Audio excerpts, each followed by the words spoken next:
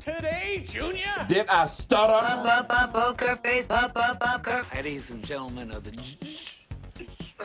Jury. Aren't you glad I didn't say banana? And we're back at it.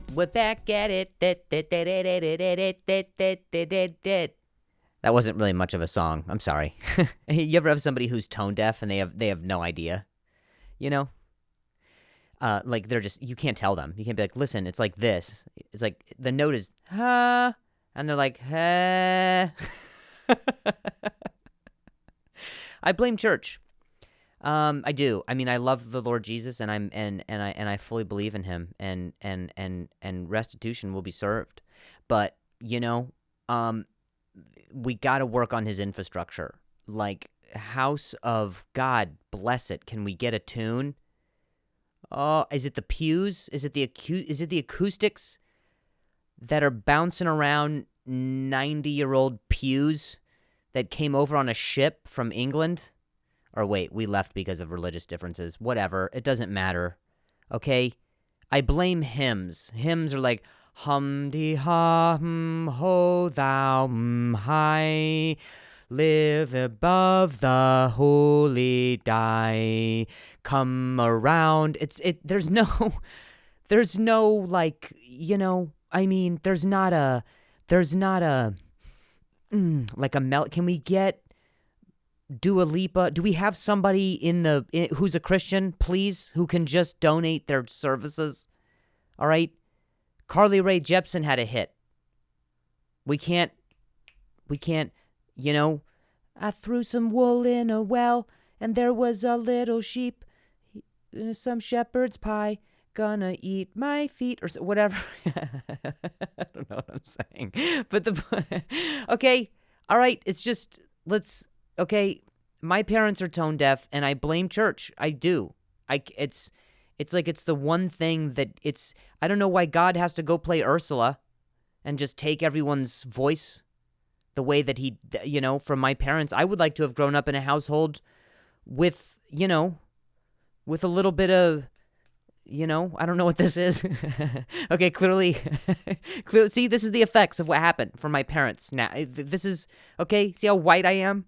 I would love to be able to, you know, hip and dive with some of the pop hits, you know? But because my parents were so unspectacularly white, I grew up with them just, you know, saying like, do you believe in life after love, after love, after love? It's like, it's the same note, Mom. It doesn't change, Mom. Share after love, after love, after love. And my mom's like, maybe after love, it changes a little. And I was like, no, it's consistency. That's the point that Cher is trying to paint here, I think. So it's very difficult to try and correct someone on their tone. Like, it's the same way, like, look at racists, you know? What can you do about their tone? They're more tone deaf than tone deafs. You know? They'll sing a slur monotone. I've heard it from my great, how many times do I have to say great before I really, really separate myself? Before you guys are not so offended that I was related to someone eons of ages ago who believed different things than I do. You have to be so careful with PC culture. But you know what I mean? You know when you're 3 years old? You know, when you're exactly 3 years old and that like the grandparent's parent is about to die, but then they say something like, blacks, and then they die. And you're like, and that's your first memory as a 3-year-old. And even as a 3-year-old, you're like, please, like, no. I just learned papa and mama and mummy. You know, fortunately, I was so precocious as a baby that I developed words, but just not the cones in my eyes. So when my great daddy's dad, was like, blacks and grays. You know, I don't know why he would say grays or whatever. He's just shouting different colors. And I didn't even have a sense of what it was before he passed the night on his deathbed. I don't, and if I'm being perfectly honest, I think my first memory was Chuck E. Cheese. Okay, and so yeah, okay. The guy behind the counter, I had like 48 tickets, and he was like, "You need 50 in order to get the Jolly Rancher, kid." And he was like a young, cool freaking black guy, like the kind of black guy where the chain is like he's got his work outfit on, but you can see his drip underneath, you know. And he was like, "But you know what? I'll give it to you anyway." And then he gave me a Jolly Rancher, and he flipped me a Tootsie Roll. And I was like, I don't care what my great old bag of dust said. I believe in black people. 3 years old. I was 3.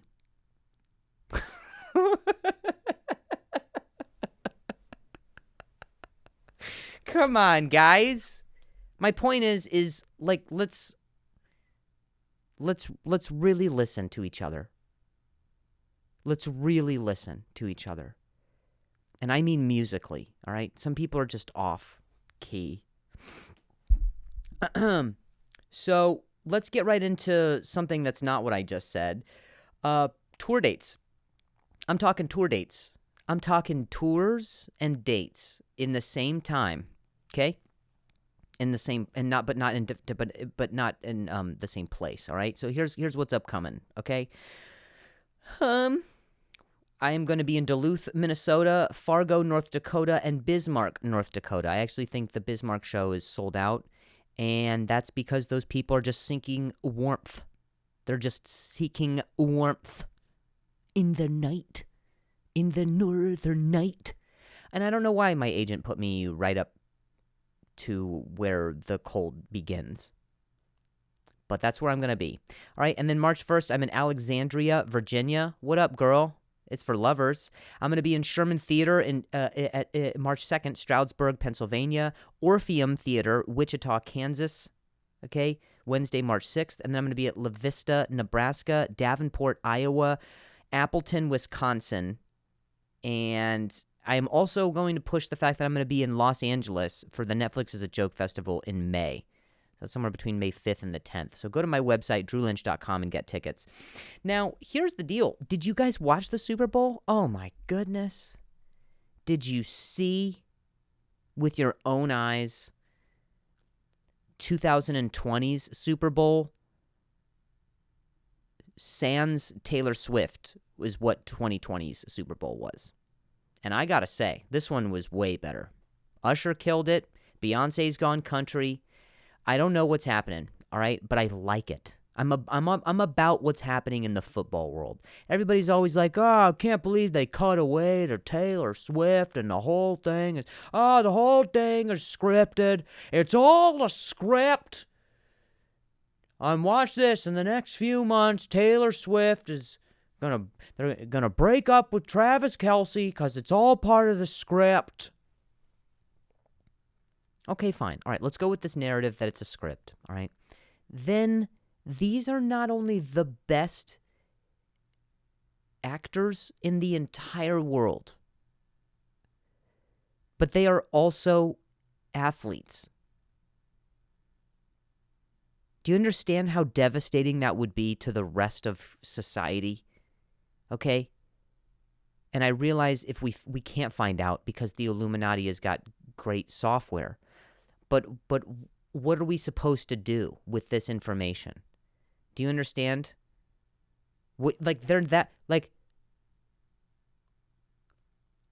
Joaquin Phoenix is a great actor. He cannot tackle. Chris Jones of the Kansas City Chiefs can tackle. And apparently, if there's a script he's following, he can act. He cried during the national anthem. During Reba's national anthem. I mean, then they need more than just Super Bowl trophies then. They need Oscars. Because that was the best movie I've ever seen. Are you kidding me? They all killed they all killed the choreography. They destroyed it. Literally. And then one guy, he went down with with an ACL. He tore his ACL, right? Tore, okay? And then his understudy came in. It's all a script, man. Well, okay, fine. Then, I don't know what to tell you. They've got me convinced. Okay? They've got me so convinced then. I'll watch every single year with the next cast. It's way too good. It's like Law and Order, really. It's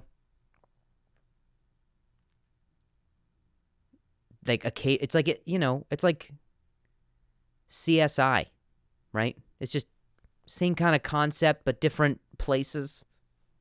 I'm fine with that. Just so long as we catch the killer. Right?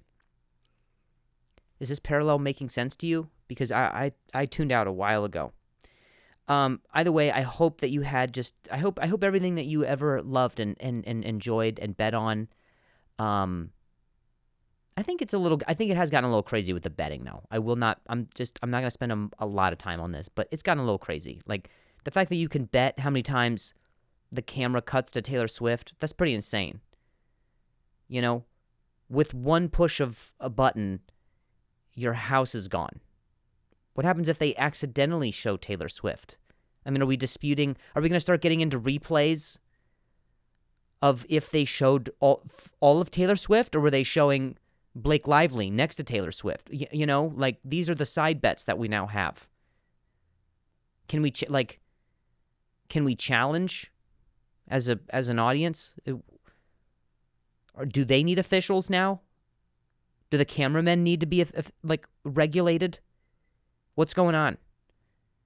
Listen, camera 2, you weren't supposed to cut just then. We have millions of dollars at stake here for how many times they're going to show Taylor Swift. Nah, that's mostly Jason Kelce there, okay? I think you see a little bit of Taylor's Santa hat, but that's Jason Kelce. Right? What are we talking about right now? The betting's gotten a little crazy. I'm done with that. I'm done with it. I'm done. Football's over. Let's move on with our lives, all right? Pick a new sport. Get into something weird. ESPN 8, the Ocho. I wanted to say just a sincere thank you to everybody who came to see the shows in Salt Lake City. Hot diggity. Salt Lake Shitty, sorry. Whoops, that's not right. But Salt Lake City is not shitty, and it's great. They're on fire for a comedy. They were even laughing at the things I was saying. That's crazy. So I don't get it. But I appreciate it, all right? 5 shows, all of them sold at, and thanks, all right? Now, you need to work on whatever is going on with your airport, all right? I walked to the show. I walked from the airport to the comedy club because when I got to baggage claim, I was like, you know what? What's another 6 miles? I'll just walk because that's clearly what they want me to do since they built a tunnel. It's a tunnel. Their airport is a tunnel. And they don't have as many restaurants as they do length of space that you are walking. So that I didn't even think it should have been an airport, to be honest with you. Why even have one?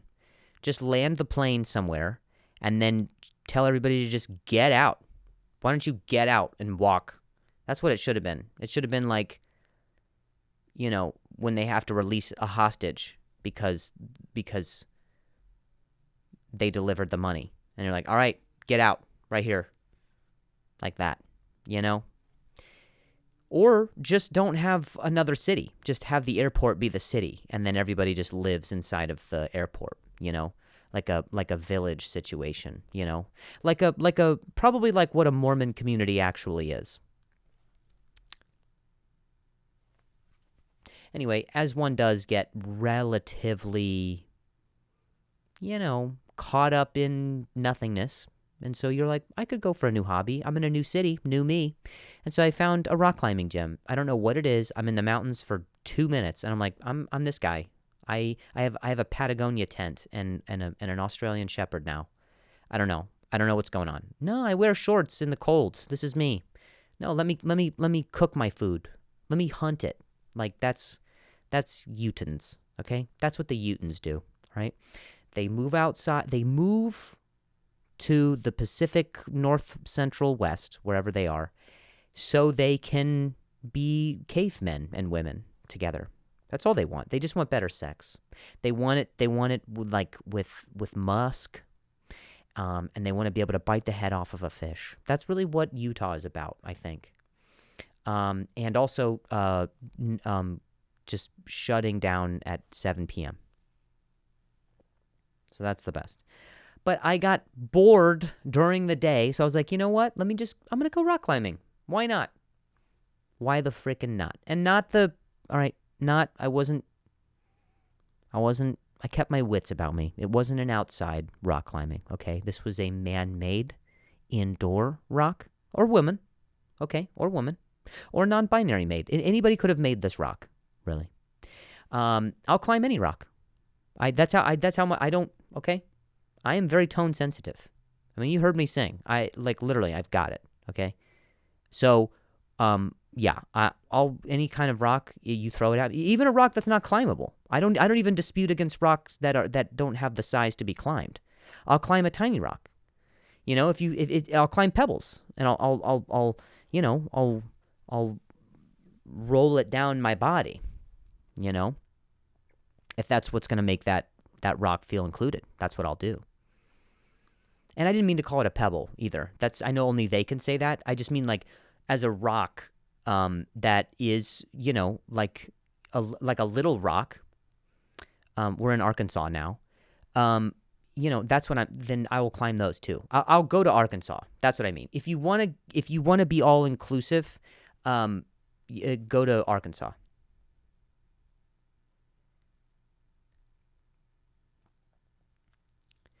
In the Bible Belt. So I here's what I'll say is don't listen to just don't okay. If you want to go rock climbing, just do it anywhere and anyhow in any way with anyone, okay? But also pay. That's the difference really, is if you go indoors, you pay and you get to live. If you go outdoors, it's free, but the funerals are pricey. So it's really up to you and God. And Wells Fargo. But I'll say that I went to a motherfucking rock climbing gym, and they're gyms too. They're like hybrids where it's like, are you a gym? I mean, you have like an elliptical in the corner, but it's mostly rocks here. Okay. I just own the fact that you're not a gym. You know what I mean? Just why do you have treadmills? We're not here for this. No one's coming here to be like, can't believe all these. Look at these freaking nomads just climbing, dude. I came here for free weights. I don't know if that dude exists, but that's a fun character. Anyway, I don't know if you can see it still, but you see that right there? Thanks a lot, Utah. Oh, this isn't great for podcasts. There's a rip in my pad of my hand. Sorry, I went real canine with it. My pad ripped. Oh no. When your pad rips, when you have a dog whose pad rips, oh, it's so sad. There's nothing you can do. You just have to kiss it a bunch of times. Dogs don't like that.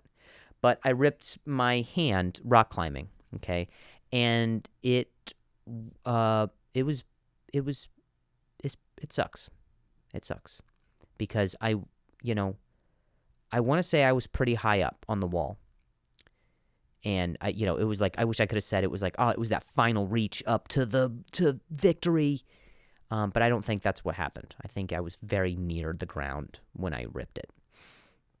I think I ripped it putting my harness on. I don't know. But let's just say, okay, that I ripped it on the wall like a man, like a human man. Okay. And they have Band-Aids. They have like a whole little first aid kit station there. It's really nice, actually. They've got Jergens. They have Neosporin.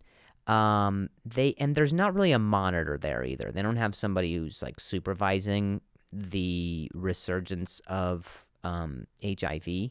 So that gets me a little angsty, but I would have to say that, I'm open to that as well. If okay, I'm not going to discriminate against not having HIV. I mean, it's a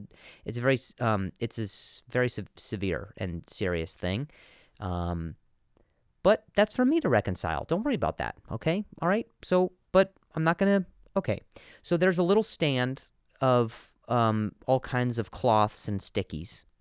There's an envelope there. You can mail away your blood. I don't know why. I don't know. It was a whole station. They had like stamps and freaking, the different kinds for this cut. And there's duct tape and whatever.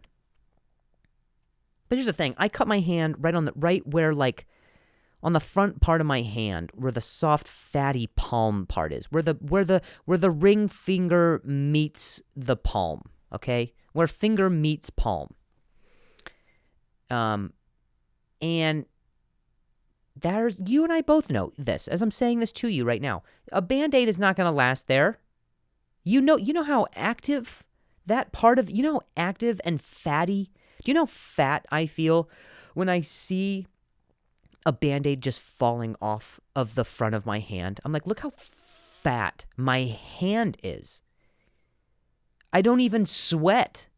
I don't even sweat, but look at it. Look, it's just pug skin, all kind of shriveled and wrinkled in one little area.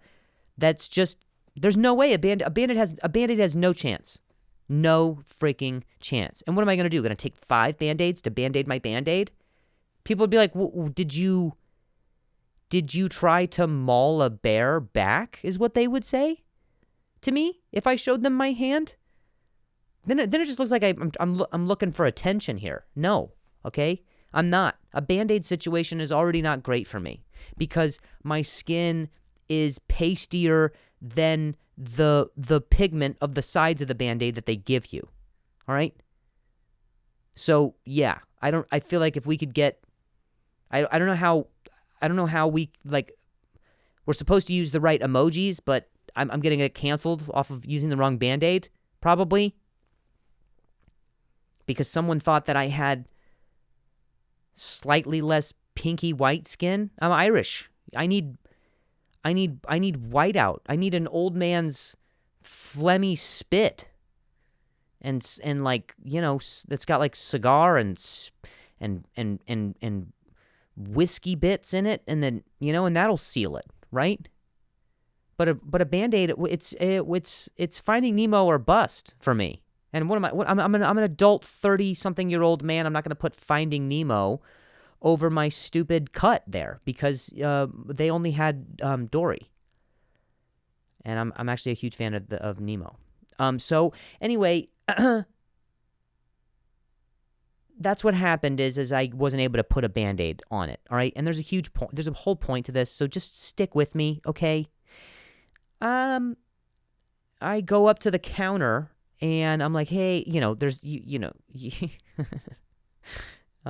there's not really a way to not sound like a 6-year-old, so I just leaned into it. I was like, I'm bleeding. And they say, oh, well, there's a Band-Aid station over there. And I was like, no, I saw it, and I actually mailed some things out to my aunt. But I will say that this is not a situation where a Band-Aid is going to stay, okay? And then I showed them my hand, like so. And they kind of gasped a little. And they were like, oh, it's in a precarious place? And I was like, it's in a precarious place, yes. And they're like, oh, my God, we have a code precarious place. And so they were like, well, here's the deal. We can glue it.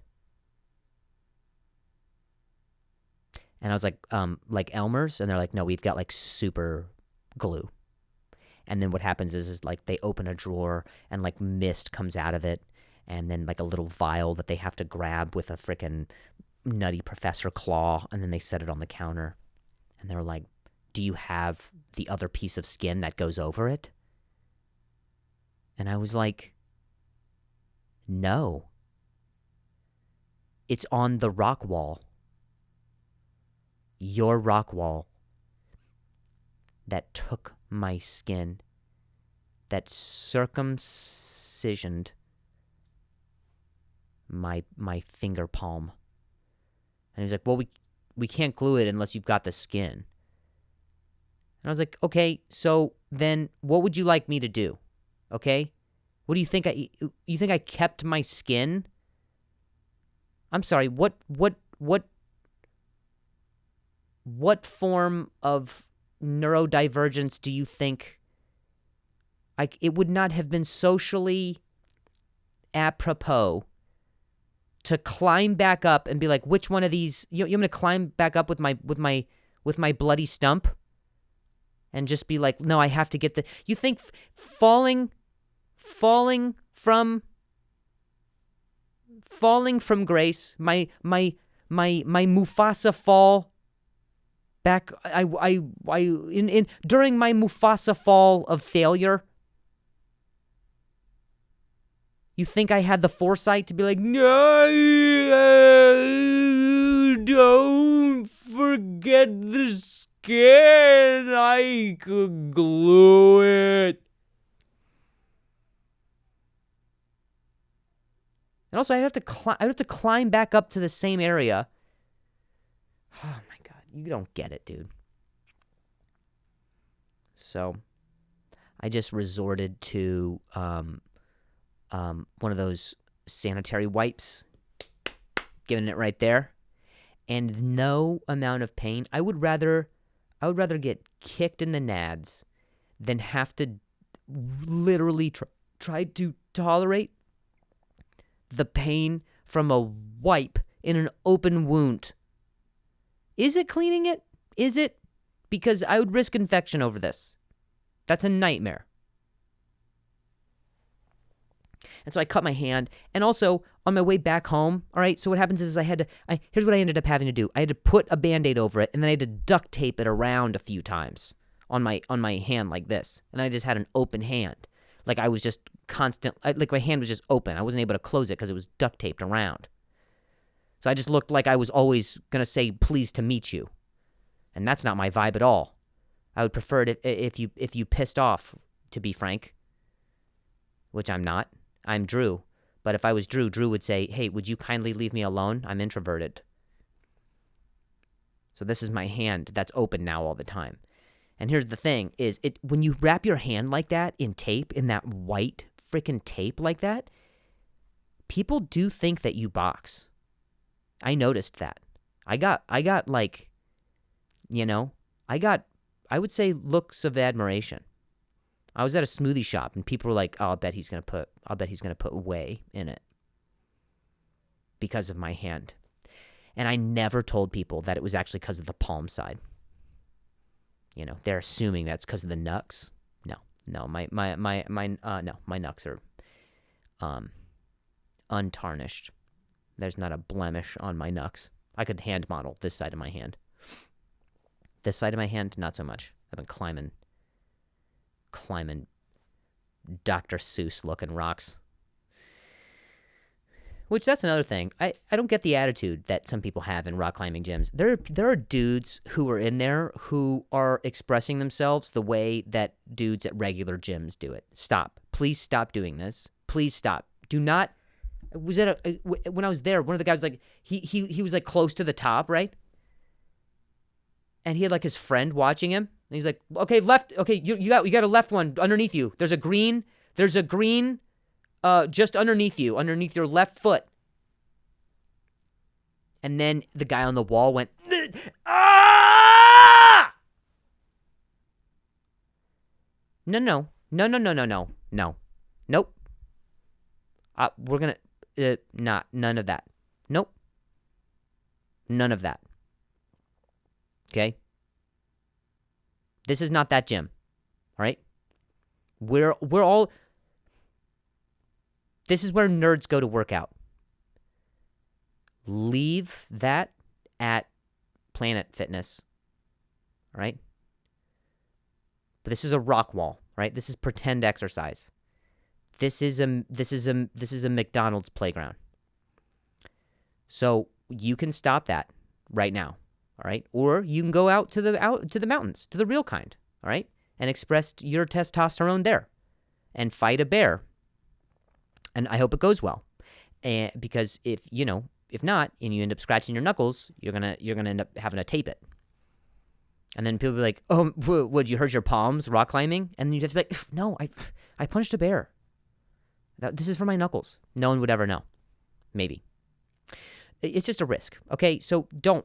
All right, we're all in the same camp here, okay? At best, you climb a wall that people use to, like, you know what I'm saying? You have a nomadic way of taking an elevator right now. That's basically what's happening. You are the first draft of someone who's trying to invent an elevator. You're like, I want to stop climbing this wall. What if we just get in a box and then just it goes up it and we're there once it opens? Okay? That's it. So shut up. Stop it. Shut your mouth. All right? Do not yell and okay? At the best case scenario, you get to the top of the wall and nobody claps because we're all listening to music and on okay, probably listening to Miley talking about how it's the climb. Little on the nose, but I'll say at worst you fall onto a soft gymnasium mat. And then your buddy goes, can I try? And that's it. Okay? So, like, you're not cool. Stop it. Climbing is not cool. The same way disc golf is not cool.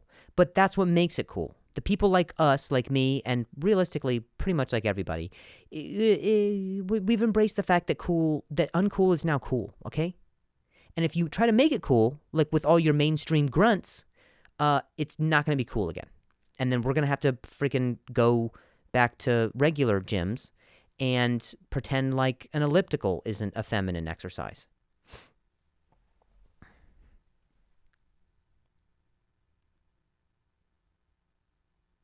Okay? You psycho caveman. We're all climbing a Dr. Seuss wall of dildos. Shut your mouth.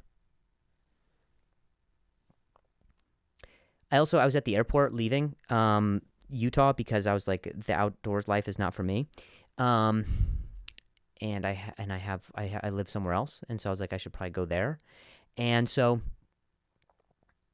the TSA agent asked me what happened to my hand. At what point can you tell the security, like the airport police, to mind their business? Because this didn't feel like a travel-related question, and I didn't even mind telling him. I let my mind wander, and I was like, "Why don't you mind your business?" What if I said, "Why don't you mind your business?" T. Franklin, which, let's be honest, we know it stands for Todd, right? Mr. Airport Security. Uh-huh. You gonna let me go? Or do I have to punch you with my other hand? My free hand. Huh.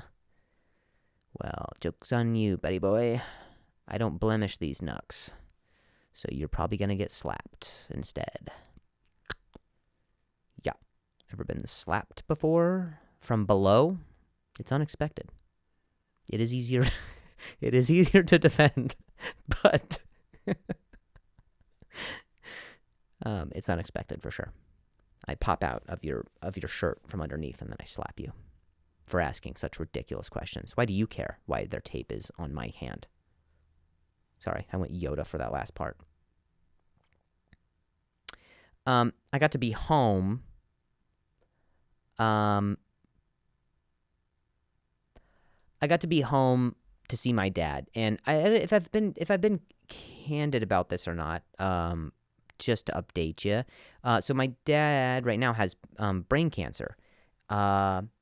I don't know why I said right now. He has brain cancer. Yesterday he didn't. Tomorrow we don't know. So we are sharing in a world of fulfillment with him. And that's kind of nice. We're kind of like, we're doing things that my dad would not normally do. Yeah. I mean, I'm laughing a lot through the just kind of the pain of navigating all this, because my dad is the most close-minded person in the entire world. And I'm the apple that almost didn't even fall from the tree. I don't want to try new things, okay? And he doesn't either. And we went to visit a birds exhibit this this past weekend. For his birthday, we went to go see birds, okay? Not the typical birds that I'm used to seeing my dad around. It's, it's usually two of them, and it's usually in traffic that he's given to somebody else. Those are the birds I'm used to seeing from my dad. So the fact that we went to visit an aviary is like, I'm telling you, it's the craziest thing. When my dad's like, for my birthday, I would like to go visit an aviary. And we're like, yeah, dude. I mean, hell yeah, dude. And it's a little hard for me because I grew up not doing any of this kind of stuff. So it's hard to not criticize it for something that's a little silly. I mean, and it's not. It's really not, because families should do that. Families should go out and see things and do things and whatever, experience and learn and whatever. My dad has he's got a thirst for knowledge, so he wants to know stuff. But the idea of driving and being around people and birds, they chirp and they drop and there's different kinds, and there's and then there's probably some kind of fee, and parking will be crazy, and we'll have to, we don't even know if they'll be out, so who knows? Why even plan a trip, because the weather tomorrow. And, I can't really see anything through this little telescope thing. So, okay, that's my dad.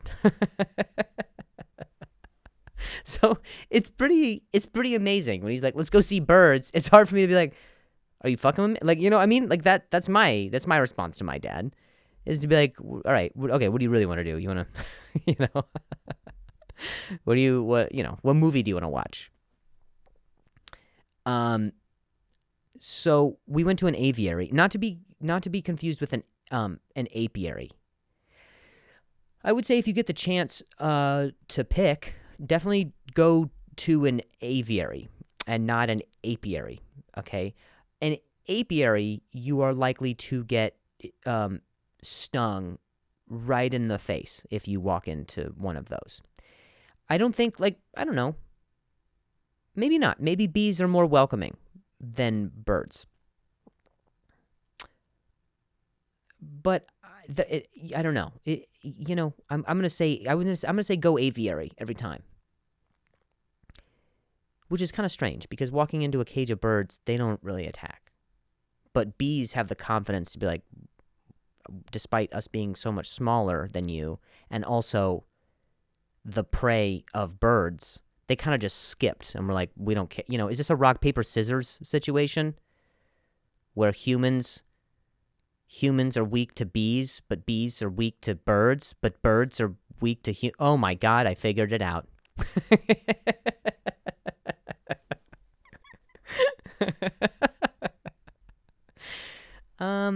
Well, whatever. Maybe that's just because bees don't know that, bees have no idea that we're not interested in them. We're interested in their little honey nipples. Do I not know where honey comes from? I'm sorry. Whatever their honey butts. Wherever you get honey from. Okay? So here's the deal. I want to be 100% transparent with you about this, okay? Birds are hilarious. And I mean that in that their names are hilarious. Okay? And so now what I've gotten into is, instead of calling people names to hurt them, which I don't usually do. I'm not out to hurt people, but in a moment of heated frustration, probably in traffic, because I'm just like my dad, I will start referring to people as birds, because I think as for insults, because I think I don't know how you would know how to respond if I called you a tufted titmouse. Yeah. Mm-hmm. Yeah, you walk in here thinking that you're an indigo bunting, but you're really acting like a common loon. Yeah. You short-billed dew-wither. Mm-hmm. What do we got here? What do we got here other than a bunch of yellow-bellied sapsuckers? Right? Tell me that doesn't hurt your feelings. Does that hurt? It does, doesn't it? That hurts like a bee sting from an apiary, but we're on the aviary section right now, Daddy. You rose-breasted grosbeak. Yeah. How do you feel about that? Ooh, what's that beak there that you got? Oh, gross. It's grosbeak. You rose-breasted cuck. All right, I made that one up. What about this, you ring-necked pheasant? Yeah. Look at that. Look at your neck. Look at the lack of girth on your neck. You look ring-necked, you pheasant. Right? Or you ruby-crowned kinglet. Ooh, that's fancy, right? I would love to be called a ruby-crowned kinglet. Well, would you? What about a black-billed cuckoo? Yeah. Uh-huh. Now you sound insane, don't you, you black-billed cuckoo? Anyway, so that's just something that I've been into lately. All right, let's go to this. We did this last week, and it was super fun times. So we kind of made a song for it. Let's hit it. That's my gripe. That's my Gripe. What the f***? That's my gripe. That's my gripe. So I guess this is this week's gripe, okay? Because here's my gripe. This week we did a surprise birthday party for my dad. And it's like, it was amazing because we rented out a restaurant, like one section of a restaurant, and they had like a back room. And then he had friends and some church-going people that he knew, obviously family. I mean, ROTC buddies, like just even friends that he's known for 40 years were at this thing. And we got it all souped up, and everybody kind of knows why. It's important for everybody to be there for this one. And I wore a shirt. So my dad and I, this is how we communicate. We communicate, when we always have, by quoting movies or shows to each other. That's how we show love for one another, and it's what feels natural. And so my dad loves this video. I don't know if you've seen it, but basically the context of the video is... Okay, well, basically, I'll give you context of the video and then I'll play it for you. But the video is basically a dad is freaking out because people are filming on... His son is like... And a bunch of people are filming on his property or whatever, and he didn't approve or know of it.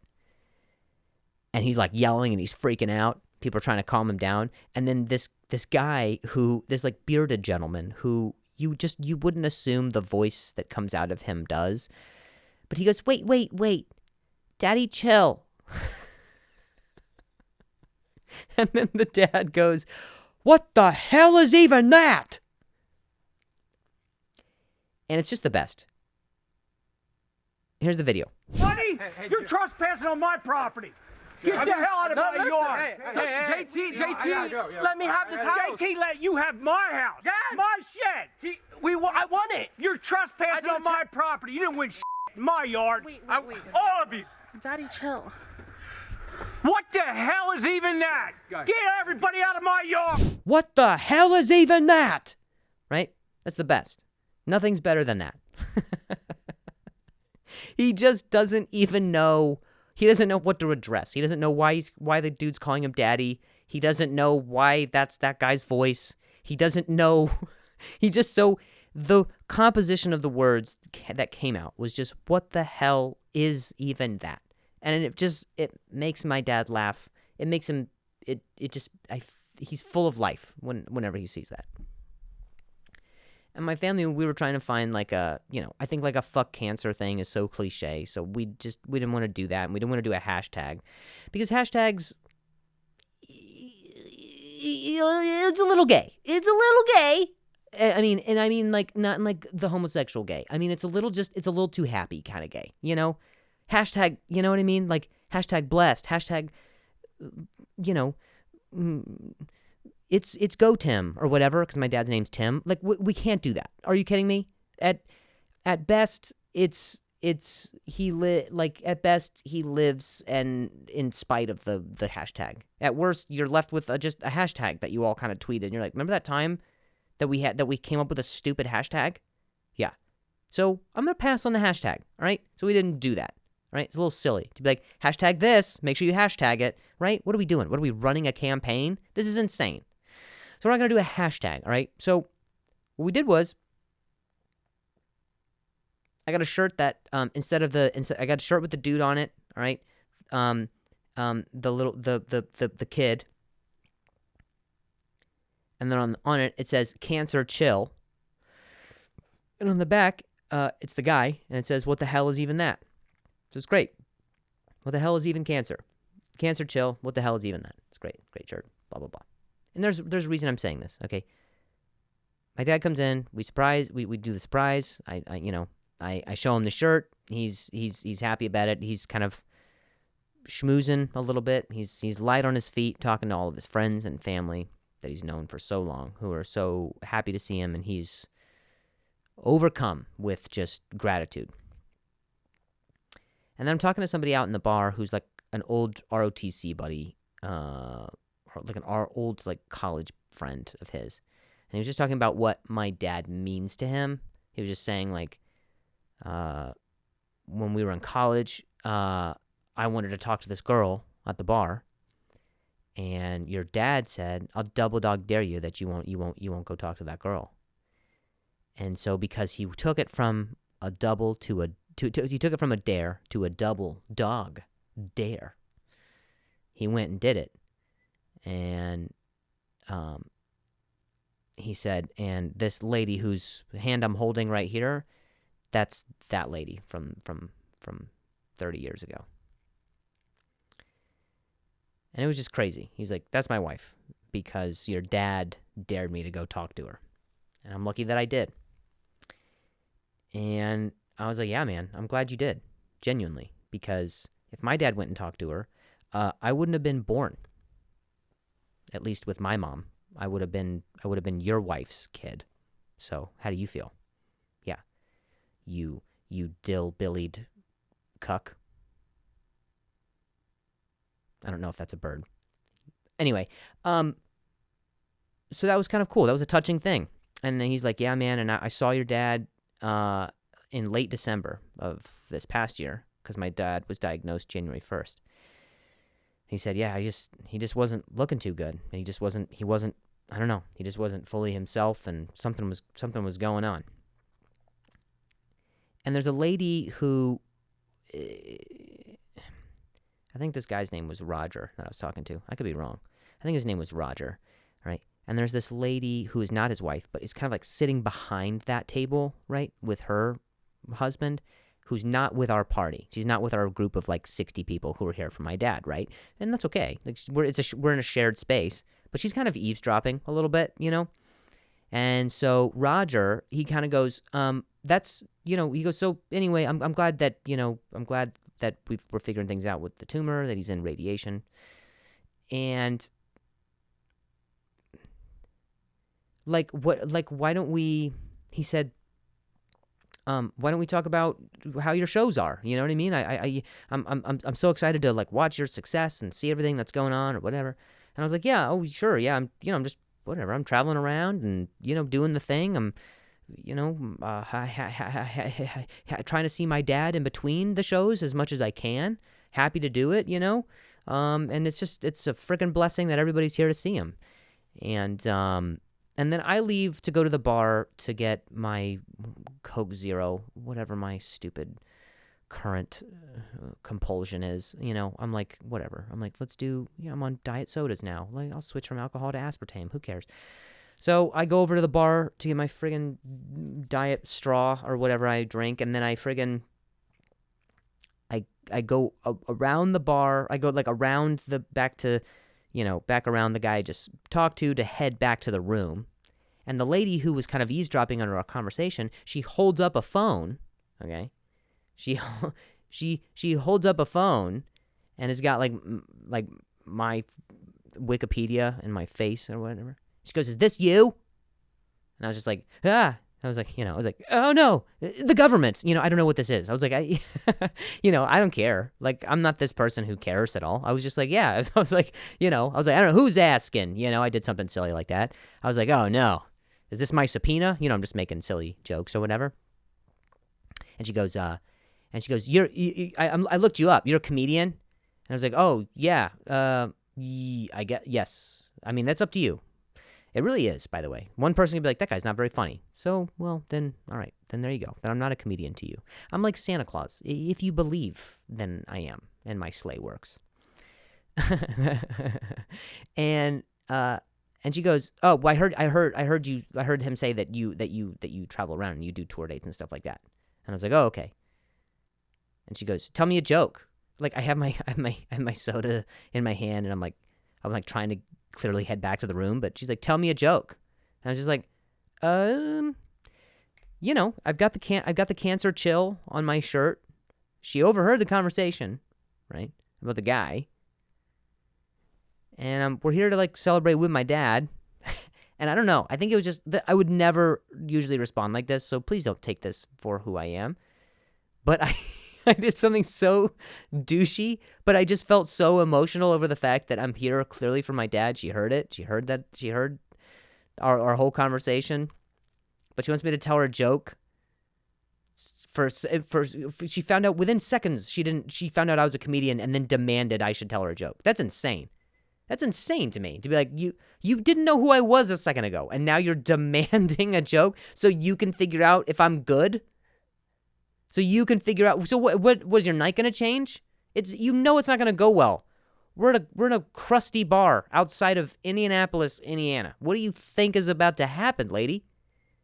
I'm not going to change your life. It's not going to go good. And also, like, whatever. So obviously I didn't say any of this, but these are my thoughts. But when she goes, tell me a joke, she didn't say, can you tell me a joke? She didn't say, do you have any jokes? She didn't say, oh, where can I look you up where I can see some of your not that. None of those things. That maybe would have some level of class to it, but that's not it.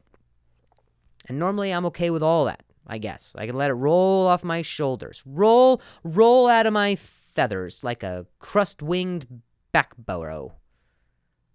Sorry, I tried to make one up. Like a gilly-withered dew-notcher. There you go. That's probably a bird.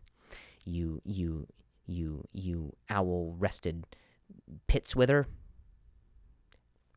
Anyway, just kind of winging it at this time. That's a pun. Anyway, I told you those not a good comedian, but here we are. She said, "Tell me a joke," and then I pointed at her. I literally went, "Hey, you can't afford me," and then I went to the party. And that's my gripe. All right, that's my gripe. I have one ask, at least right now. It's don't interrupt my dad's surprise birthday, recently diagnosed with cancer, party, to demand I tell you a joke. Please don't do that. That's my gripe right now. Okay? Lady? So I'm not that kind of person who normally just is like blowing that kind of stuff off. Whatever. I'm usually kind of able to laugh it off, or I'll be able to be like, oh, even my best joke wouldn't go good, or whatever. I would say something like, I would say something like, my face is my joke. There you go, right? Something like that. But something just kind of an anger just kind of came out that she wasn't able to use any sort of context clues to apply some level of candor to the situation. And then she later talked to me at the bar, and she was like, "Hey, I'm sorry about that. I'm sorry. I didn't mean to."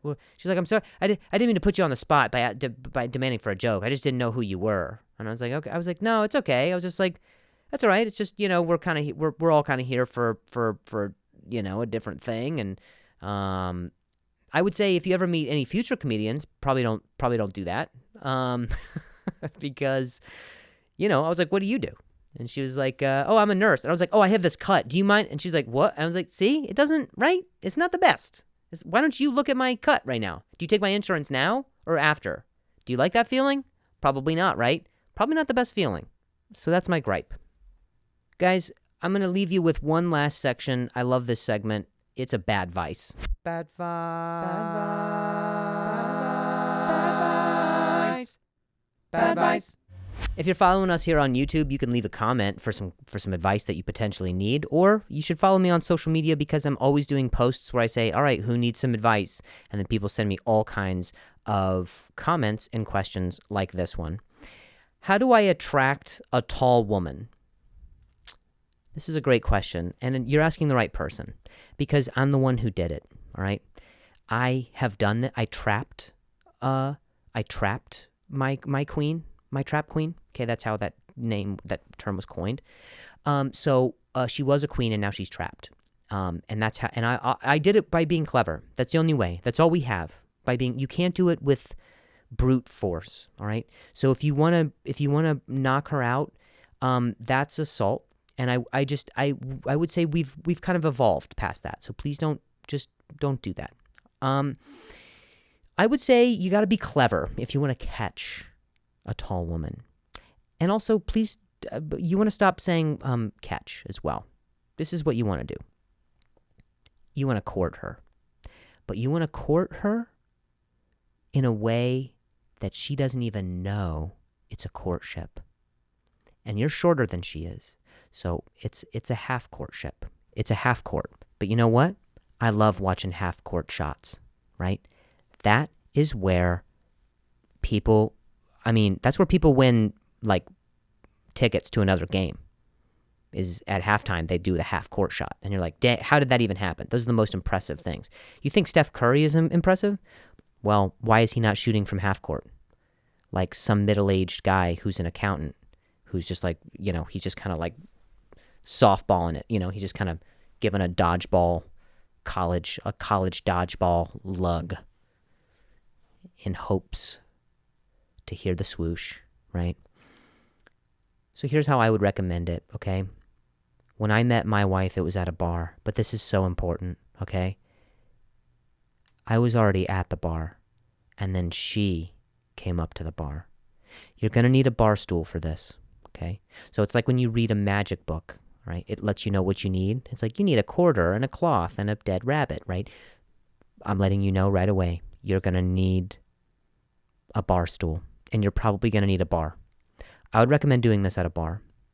So what you're going to want to do is be at a bar on a tall chair and just wait. Just wait patiently. Some of the best huntresses are those who just wait and let gravitational pull come to them. And that's what happened. I oozed patient riz. And my wife just kind of sauntered over.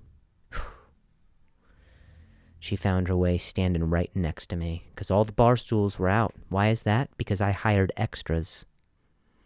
You're going to need a budget for this.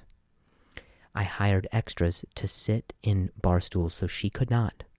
So she couldn't gauge the level of her spine from her lower sacrum to her cerebellum. That she was a much taller mate than I. So what I did was I sat there on the bar stool and she wandered over and I was like, hey, something really clever. And she was like, and I was like, yeah, well, something clever. Clever, banter, clever. And she was like, huh? All this stuff really doesn't matter. You have the confidence of the stool.